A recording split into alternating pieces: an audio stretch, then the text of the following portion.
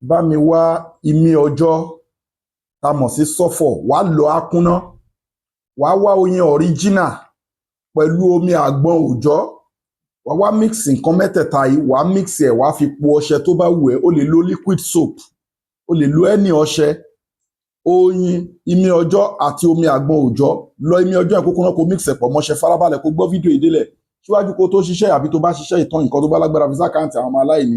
Account number ní fáwọn ọmọ aláìní 20 44 23 76 80 20 44 23 76 80. First Bank of Nigeria, Global Dahiratu Dhikrlahi Islamic Organization.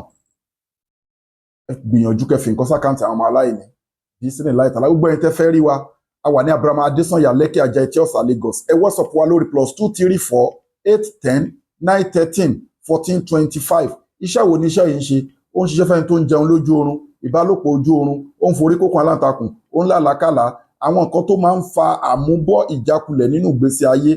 Sọ́fọ̀ brimstone ó lágbára púpọ̀ jù fún ẹ̀mí òkùnkùn àtomi àgbọn àtoyin. Tí mẹ́tẹ̀ẹ̀ta bá pàdé kò líǹkì mọ́ evil world, ó máa já nǹkan tó ń jẹ́mi òkùnkùn kúrò lára ni. Mix ẹ̀ mọ́ ẹni ọ̀ṣẹ́ tó bá wù ẹ́, wàá dúpẹ́ fún Ọlọ́run ọba, kó dẹ̀ fi fídíò yìí ránṣẹ́. Ẹ bá wa ra nǹkan táǹtà, òun látò sẹ́yìn. Kí ni nǹkan táǹtà?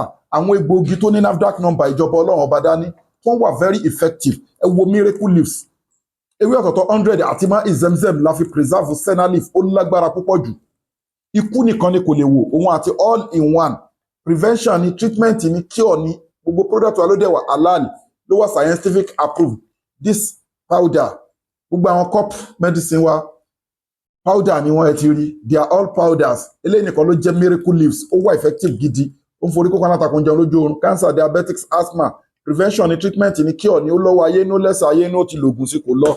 Ẹ get prostate enlargement powder master, ó wà effective gidi fẹ́ni tí ṣètò ń dà láàmú àti gallbladder problem àti oríṣiríṣi àwọn nǹkan tó ń fa ìtọ̀ oníwèétì, ìtọ̀ ń ṣe ṣeréṣeré, ìtọ̀ ẹ̀fọn bíná wẹ́dà, ó ń tọ̀ ó dàbí pé ó ṣẹ́kù sínú, ó ti yé yín àwọn symptoms yẹn.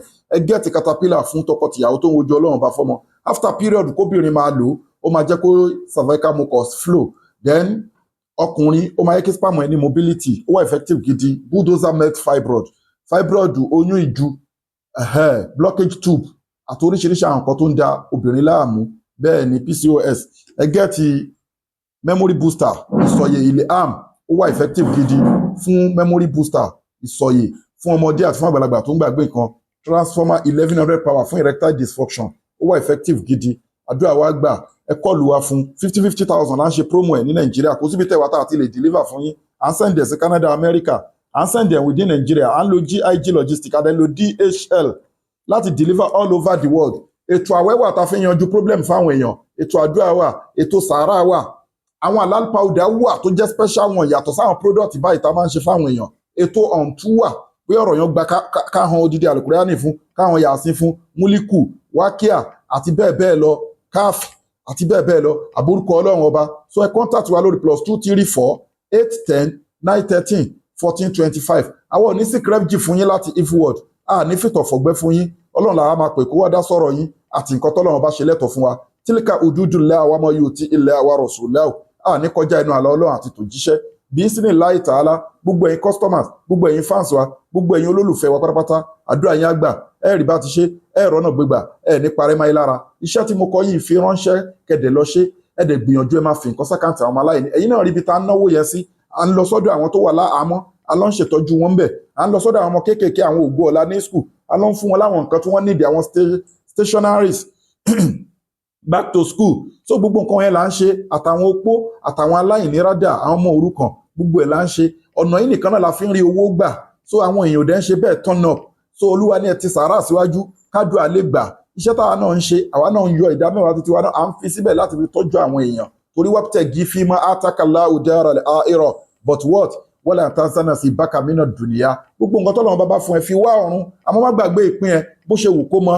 Láìn àtànà lánàá sọ̀dákọ̀nà, tọ́lọ́run bá bless mi, máa ṣètọrẹ àánú, ó ti bless ẹ bó ṣe wù kó mọ, máa ṣètọrẹ àánú ń bẹ̀. Àdúrà gbogbo wa gbà, àárí bá ti ṣe, àárọ̀nà gbígbà, àárí parẹ́ máyé lára, bisinillahi ta'ala.